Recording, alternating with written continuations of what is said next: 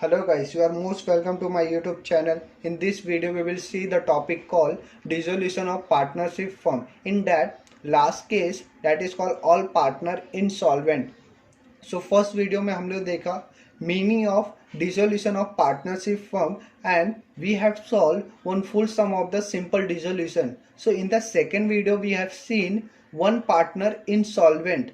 So the last case is all partner insolvent. So in this video we will see what is the meaning of all partner insolvent and what are the steps to be followed to solve the sum, and we will solve one full sum of the all partner insolvent. So if you are new on this channel, please subscribe the channel and hit the bell icon for more video updates. So let's see first meaning of the all partner insolvent. So all partner insolvent कब बोलेंगे? जब sub partner मिलके outside liability पे नहीं कर सकते. कब? जब एक भी पार्टनर आउटसाइड लाइबिलिटी पे नहीं कर सकता. So if all partners are insolvent, then third party liability cannot be expected to be paid in full. अगर पे भी करेंगे तो पूरा पेमेंट नहीं हो पाएगा क्योंकि ये भी इंसॉल्वेंट हो गए. इंसॉल्वेंट मीन्स बैंकरप्ट हो गए. So in this case, what are the entries to be followed and what are the steps to be followed to solve the sum? So guys, second point is important journal entries. अगर आप all in partner insolvent का sum solve कर रहे हो तो आप लोग को ये दो एंट्री याद आनी चाहिए. फर्स्ट क्या है?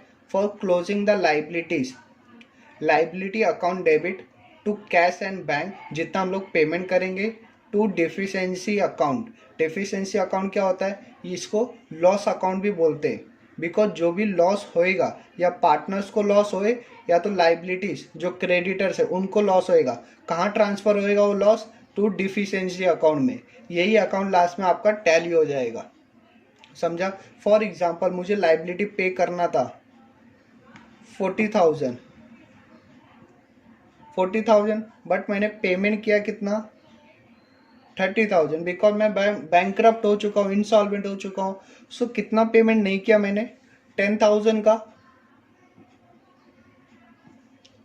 समझा? 40,000 पेमेंट करना था बट मैंने 30,000 ही पेमेंट किया, तो आउटसाइडर का कितना लॉस हुआ? 10,000 का. तो इतना कहाँ जाएगा? डेफिशिएंसी अकाउंट में. Second entry is for closing partners capital account. अब पार्टनर्स का कैपिटल अकाउंट जब हम लोग क्लोज करते थे तो उसका बैलेंसिंग फिगर कहाँ जाता था? कैश एंड बैंक में. बट अब कहाँ जाएगा? डेफिशिएंसी अकाउंट में. सो एंट्री क्या पास होएगा? Deficiency account debit to partners capital account. So third part is step to be follow all partner insolvent. अगर आप all partner insolvent का सम सॉल्व कर रहे हो तो ये स्टेप आपको फॉलो करना है. First, transfer sundry asset to the realization account. जो हम लोग कर रहे थे अभी तक, एसेट को रियलाइजेशन अकाउंट के डेबिट साइड ट्रांसफर कर रहे थे. But the most important is B, don't transfer outside liability to the realization account. अब आप लोगों को क्या करना है? लाइबिलिटीज अब उसको रियलाइजेशन अकाउंट में ट्रांसफर नहीं करना है. क्यों नहीं करना? बिकॉज हम लोग लाइबिलिटी पूरा पेमेंट कर पाएंगे कि नहीं कर पाएंगे वो पता नहीं हम लोग को. सो जितना पेमेंट कर पाएंगे उतना ही करेंगे. तो इनका अकाउंट क्या करना है? हम लोग को ओपन करना है. See, open third party liabilities account. जो अभी इधर किया, थर्ड पार्टी कौन है? Sundry creditors, bills payable, bank loan. D1, open deficiency account and transfer debit balance of partners capital account to the deficiency account. Deficiency का account open करना है हम लोग को. E, the available cash is to be distributed among the third party liability. जो cash आएगा हम लोग को एसेट बेचने के बाद वो क्या करना है? थर्ड पार्टी को डिस्ट्रीब्यूट करना है.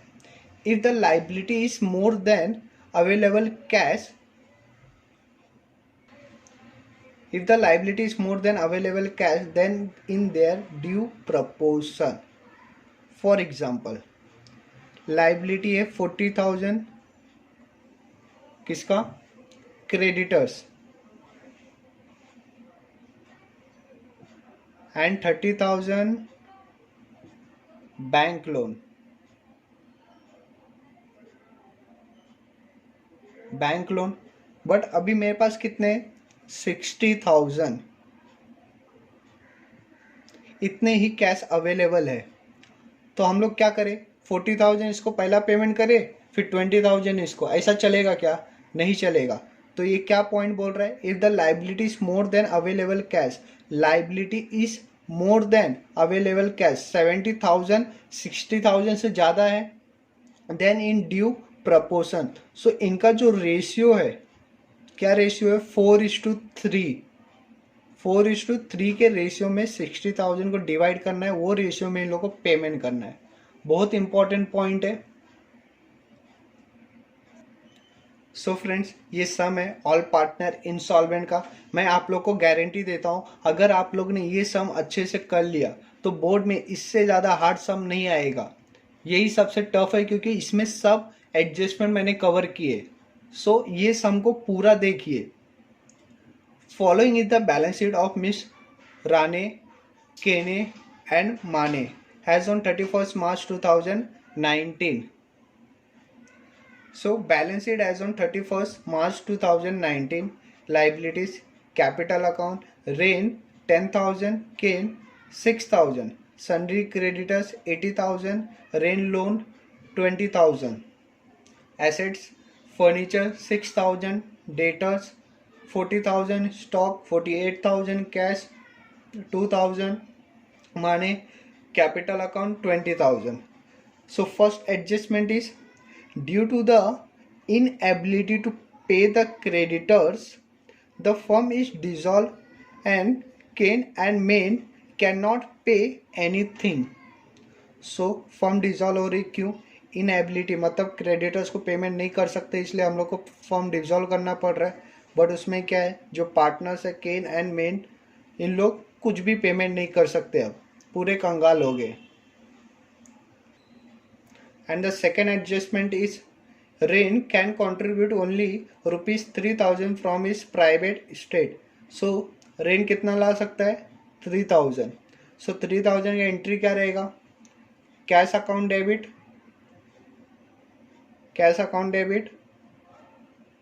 टू रेन कैपिटल अकाउंट, कितना, 30,000, 3,000 and 3,000. And the third adjustment is, stock realized 30,000, debtors realized 32,000 and furniture is sold for ₹2,000. So realize का एंट्री, realize मीन्स सेल किया हम लोग ने, तो एंट्री क्या आएगा, कैश अकाउंट डेबिट, पैसा आ रहा है, to realization account,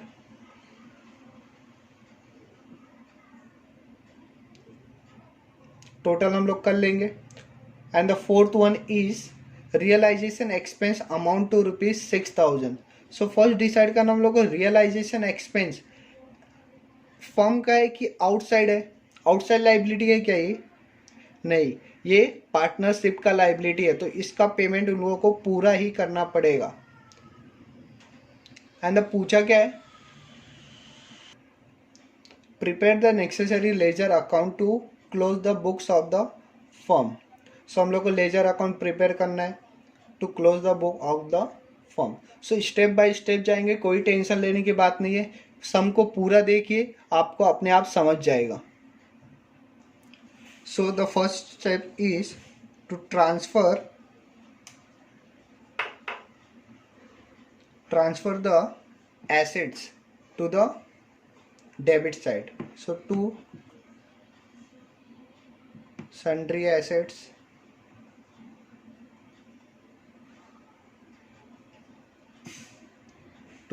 assets first furniture कितने का है, 6,000. देन वी हैव डेटर्स, ये सब कहाँ दिया है, फर्स्ट हम लोग क्या कर रहे हैं, बैलेंस शीट को कर रहे हैं, 40,000. Then we have stock 48,000, total is 94,000. ये सब कहाँ पे दिया है, बैलेंस शीट के एसेट साइड दिया है, वही वैल्यू हम लोग ने ट्रांसफ़र किया रियलाइजेशन में, फर्स्ट स्टेप। सेकंड क्या रहता था, हम लोग लाइबिलिटीज लिखते थे क्रेडिट साइड, बट हम लोग को ये केस में लिखना है क्या, नहीं लिखना है। सो थर्ड स्टेप इज, अब हम लोग क्या करेंगे, एसेट को सोल्व करेंगे. So adjustment number two solve किया तो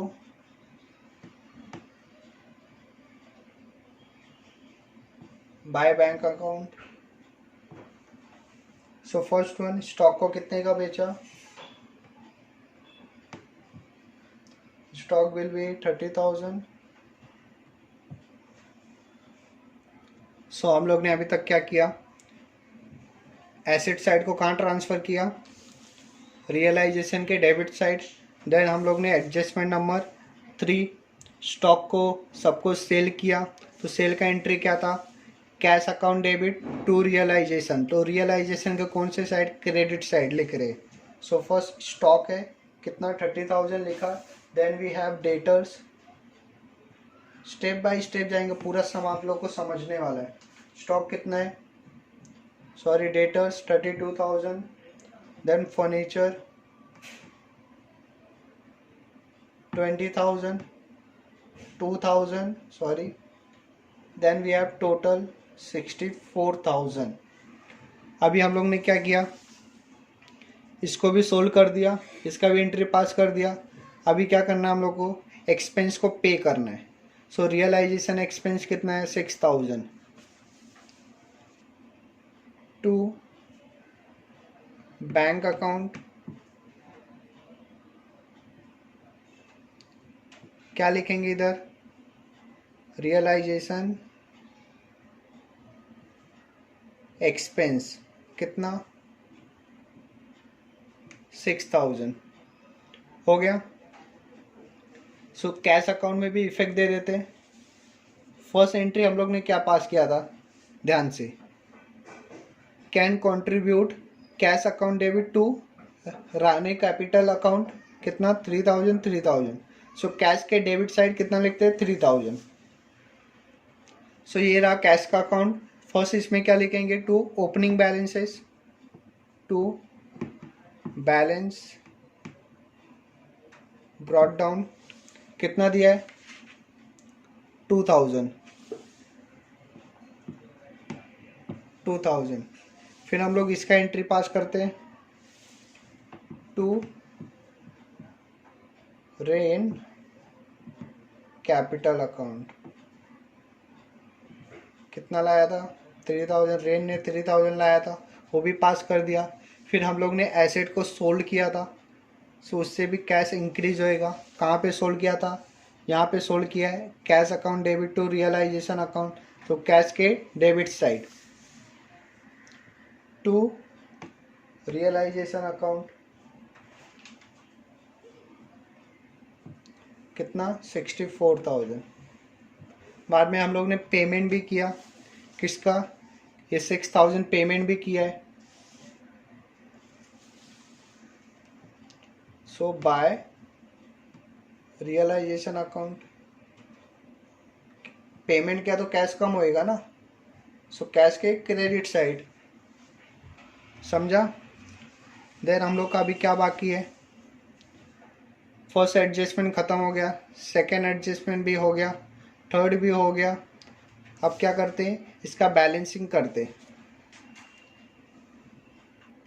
सो फ्रेंड्स, आप लोग का फर्स्ट स्टेप पूरे चैप्टर में क्या रहना चाहिए, पहला हम लोग को बैलेंस शीट को ख़त्म करना है. कैसे, फर्स्ट हम लोग जितना भी एसेट रहेगा उसको कहाँ ट्रांसफ़र करेंगे, रियलाइजेशन में. फिर कैश एंड जो भी पार्टनर्स का रहेगा, इसका तो हम दोनों का अकाउंट बना रहे हैं, पार्टनर्स कैपिटल अकाउंट में चला जाएगा ओपनिंग बैलेंसेस, और कैश का ओपनिंग बैलेंस है. तो एसेट साइड ऐसे ख़त्म हो गया. देन लाइबिलिटी साइड आते हैं, कैपिटल अकाउंट, ये भी ओपनिंग बैलेंसेज में चला जाएगा, तो ये भी ख़त्म हो गया. तो यहाँ पे हम लोग ने आउटसाइड लाइबिलिटी, ये क्या है, सन्ड्री क्रेडिटर्स, इसका हम लोग ने अकाउंट बनाया. सो वो अकाउंट में इसका भी ओपनिंग बैलेंस जाएगा. एंड रानी का लोन, ये लोन कहाँ जाएगा, partners capital. And the third step क्या रहेगा आप लोग का, एडजस्टमेंट को सॉल्व करना. First asset side, second liability side, third adjustment. तो अभी हम लोग क्या करते हैं, रियलाइजेशन को क्लोज करते. सो फर्स्ट टोटल कितना है, 1 लाख. लॉस आया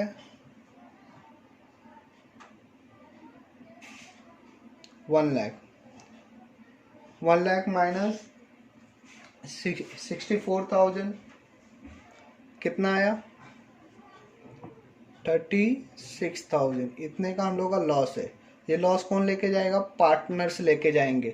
पार्टनर्स कौन से रेशियो में? पार्टनर्स इक्वल रेशियो में, क्योंकि रेशियो दिया नहीं तो इक्वल रेशियो में लेके जाएंगे। यहाँ पे क्या लिखेंगे? Bye partner capital account,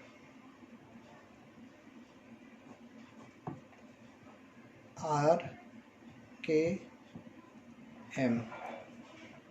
so equal ratio में शेयर करेंगे तो 12,000 एंड 12,000 36,000। अब पार्टनर्स कैपिटल पे आ जाते। एक अकाउंट तो अपना क्लोज हो गया। अब इसका फर्स्ट क्या लिखना है हम लोग को? Opening balance by balance brought down. कितना है? 10,000 एंड 6,000 एंड एम का तो डेबिट बैलेंस है। So to balance brought down एम का कितना दिया है? 20,000 दिया है। देन ये हो गया। अब ये क्या करते हैं? ये लॉस को हम लोग यहाँ पे ट्रांसफर कर लेते हैं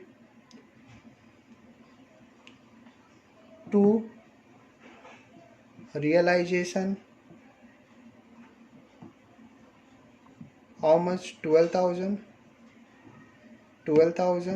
एंड 12,000 हो गया। अभी हम लोग देख लेते हैं कुछ रिमेनिंग है क्या। हाँ, सन्ड्री क्रेडिटर्स का कुछ नहीं हुआ अभी, एंड ये लोन्स का कुछ नहीं हुआ। तो आप लोग हम लोग क्या कर रहे थे? अभी तक ये लोन का पेमेंट कर रहे थे। अभी तक जितना भी सम सॉल्व किया, ये लोन का हम लोग पेमेंट कर रहे थे। बट ये केस में लोन का पेमेंट हो सकता है क्या? बिकॉज सब पार्टनर इनसॉल्वेंट हो गए, पूरा फर्म ही बंद हो रहा है। सो लोन का पेमेंट कौन करेगा? सो जिसका लोन है उसको लेके जाना पड़ेगा। सो किसका लोन है ये? किसका लोन है? रेन का। सो लेन के credit side by rain loan. How much? 20,000। बहुत ही इंपॉर्टेंट पॉइंट है। फिर क्या बचा? Sundry creditors. इसका क्या करेंगे? हम लोग ने अकाउंट बनाया है। इसका अकाउंट बनाया तो उसका ओपनिंग बैलेंस हो जाएगा by balance brought down. How much? 80,000। अब आप पूछेंगे इसका अकाउंट क्यों बनाया? इसका अकाउंट इसलिए बनाया क्योंकि हम लोग को पता नहीं इसको 80,000 हम लोग पे कर पाएंगे कि नहीं कर पाएंगे। सो कैश का अकाउंट क्लोज करने के बाद जो बैलेंस बचेगा, कैश के अकाउंट में जो बैलेंस बचेगा उतना ही हम लोग इसको पेमेंट कर सकते हैं, इसलिए इसका अकाउंट बनाया। हर केस में क्या हो रहा था? हम लोग 80,000 हम लोग के पास था क्योंकि बहुत सारे एक दो पार्टनर सॉल्वेंट थे, एक ही पार्टनर इंसॉल्वेंट था।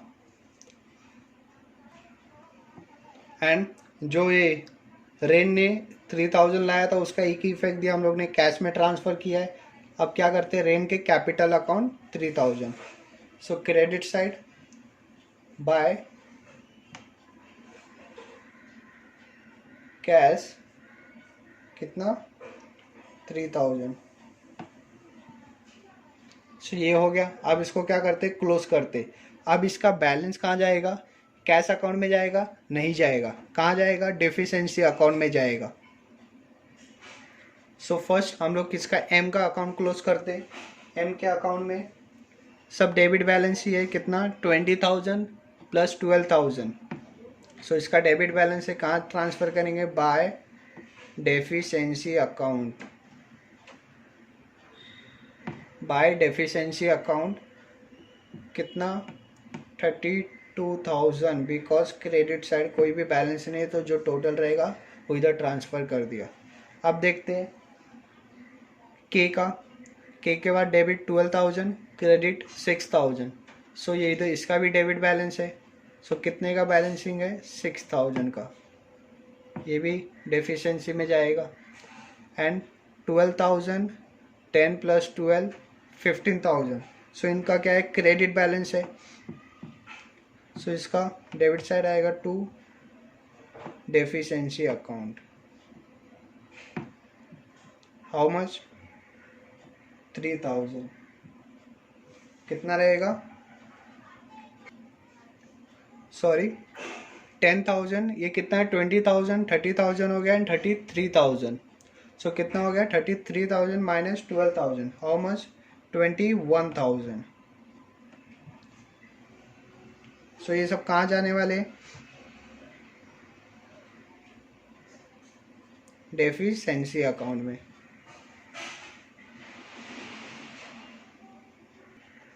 अब क्या करते हैं, कैश अकाउंट को क्लोज करते देखते पे हमारे पास पैसा कितना है, क्योंकि इसको पेमेंट करना है अभी हम लोग को। सो 2,000 + 5,000 69,000 है, बट उसमें से हम लोग ने 6,000 तो पहले ही पेमेंट कर दिया है। सो बचा कितना, 63,000।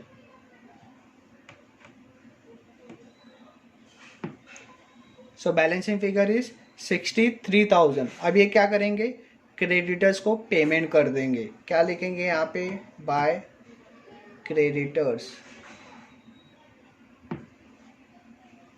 सो ये अकाउंट आपका टैली हो जाएगा, 69,000 एंड 69,000। यहाँ पे किया, अब इसके पेमेंट किया तो एंट्री क्या पास किया रहेगा, creditors account debit to cash account. तो क्रेडिटर्स के debit side to cash account, how much, 63,000। अब ध्यान से, पेमेंट करना था 80,000, बट पेमेंट कितना किया, 63,000। लॉस हुआ क्रेडिटर्स को।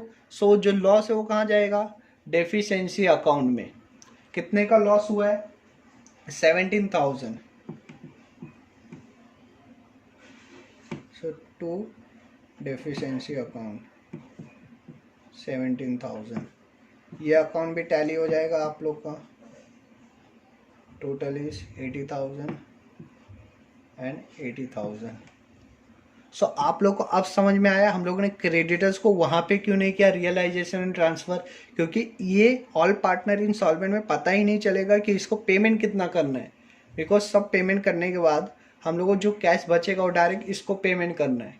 इसलिए ऑल पार्टनर इंस्टॉलमेंट में जो आउटसाइड लाइबिलिटीज़ है जितने भी है उनका अकाउंट अलग से आप लोग को बनाना पड़ेगा, इंडिविजुअल अकाउंट बनाना पड़ेगा।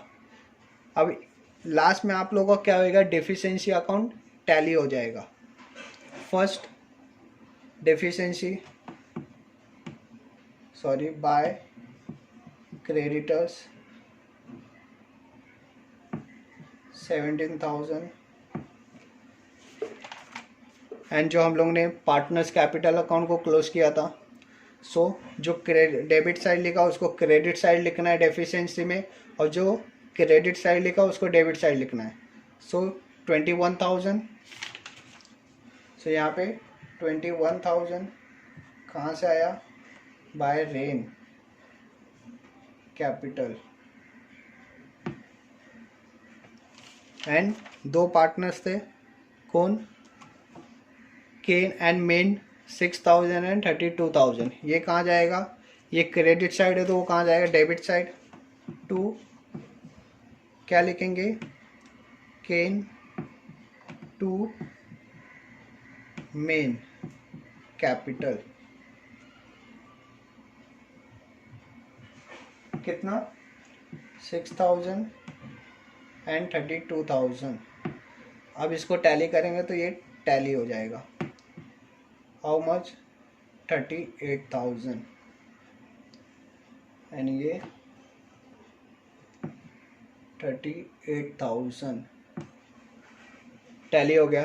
सो ये पूरा सम है। ये वीडियो को एकदम ध्यान से देखना, ये कॉन्सेप्ट पूरा क्लियर हो ही जाएगा। बस एक दो सम प्रैक्टिस करने में लगेगा, दो सम अच्छे से प्रैक्टिस कर लिया सो आप लोग का कॉन्सेप्ट एकदम क्लियर हो जाएगा। सबसे इजी केस यही है, ऑल पार्टनर इंसॉल्वेंट। पूरा सम करने में आप लोग को सिर्फ मैं बोलता हूँ, गारंटी देता हूँ 10 मिनट्स लगेगा। अगर सम ज़्यादा टफ आया तो 15 मिनट, नहीं तो 10 मिनट्स में पूरा सम सॉल्व हो जाएगा। इतना ईजी है ये सम। सो वीडियो को अच्छे से देखिए and thank you for watching the video.